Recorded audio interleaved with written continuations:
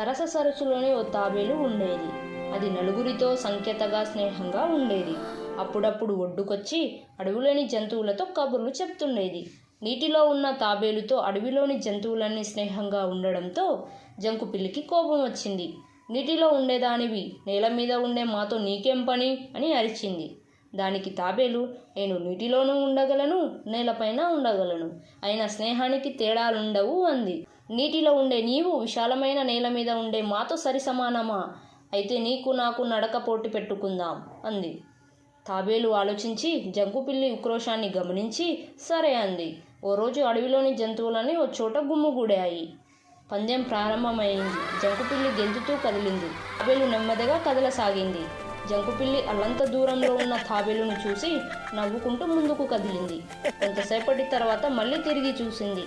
కనుచూపు మేరలో తాబేలు కనబడకపోవడంతో ఓ చోటు చూసుకొని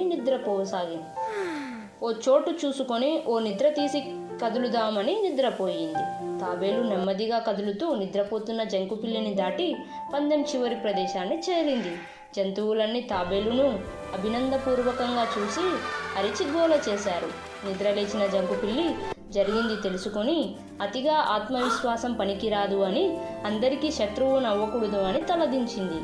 దేవుడు ఏ జీవికి ఆ జీవికి ప్రత్యేకమైన శక్తినిచ్చాడని తెలుసుకొని తను తాబేలుతో స్నేహంగా గడపసాగింది.